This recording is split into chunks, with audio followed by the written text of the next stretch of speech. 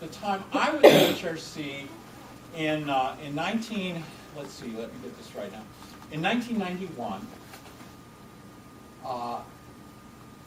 our issues and what became ENDA, the Equality Bill, was on the agenda.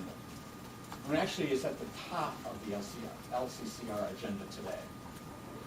What happened between that rejection back in 1977, fast forward about 12 years, 14 years, to 1991, where we went from we don't want you as members to your issue is at the top of our list?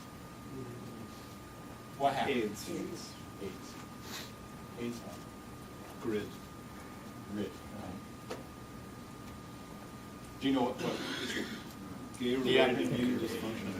The first gay-related articles in the New York Times in the spring of '81 were gay-related immune dysfunction. Right.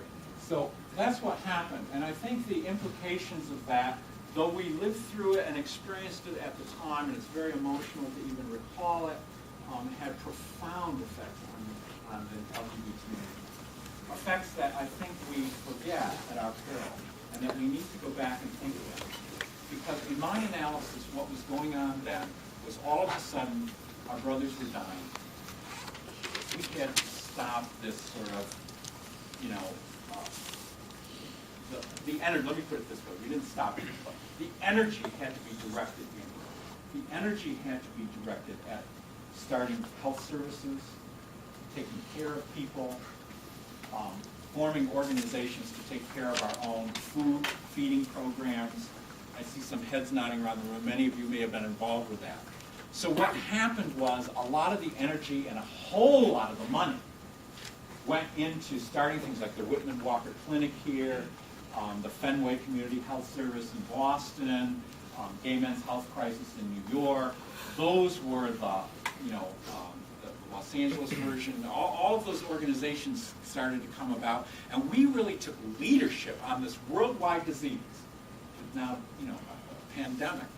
The gay community, and I include lesbians, bisexuals, transgender, okay, because they were very much part of that in leading it. Really, we worked on that. And there was a very interesting aspect of that by losing ourselves, we found status. By helping others ourselves, we found status. Because as part of that, here's just one illustration. I just think that the stature and the way that the larger society, the public, viewed gay people was no longer sick, sinning sodomites. It was like, God, these people are devastated. They're helping each other, and they are really pitching in, rolling up their sleeves, and there was a lot of admiration, particularly among people who would be our natural allies. Okay? Legislatively, what happened was a lot of our efforts, now we were members of LCCR, were directed toward a bill called the Americans with Disabilities Act, which was a huge civil rights bill for people with disabilities. We were concerned because, obviously, one category of people with disabilities were people with HIV/AIDS who were getting fired all over the place when their status was discovered. So we were very, very involved in the ADA fight. And through that fight, we worked, shoulder to shoulder, hand to glove with the LCCR and the people doing that. Here's a story.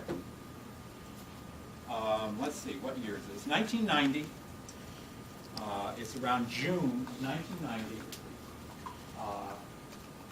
The ADA has passed both chambers of Congress.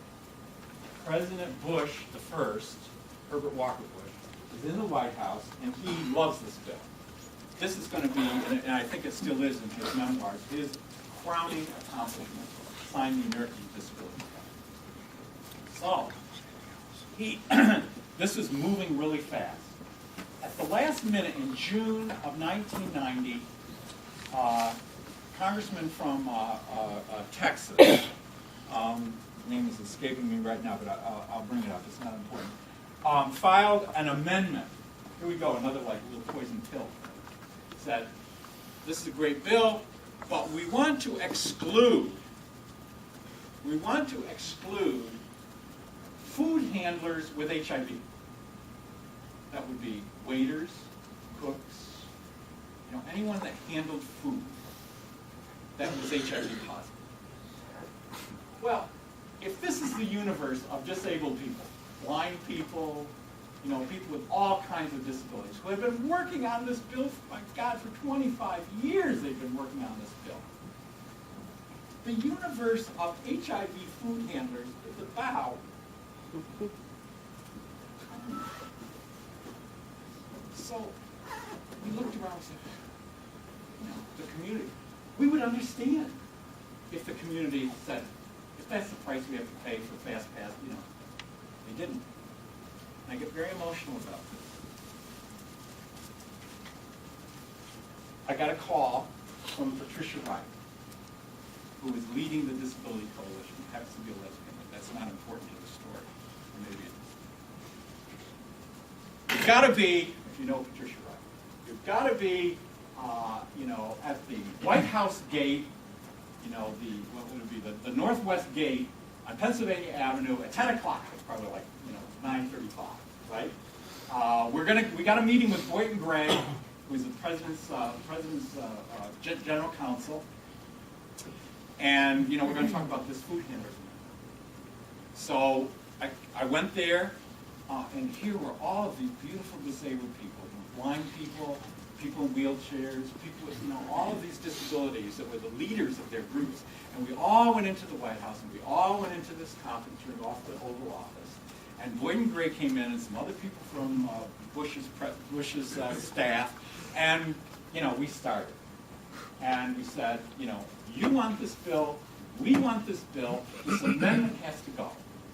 And I thought, we're just posturing. We're just putting in the last thing, But Patricia was absolutely, and Boynton Gray said, let me understand this. If that amendment gets passed or stands, you don't want the bill? No, we don't. We don't want that bill. And there was a man, what are you thinking about right now? All right, transgender! You got it.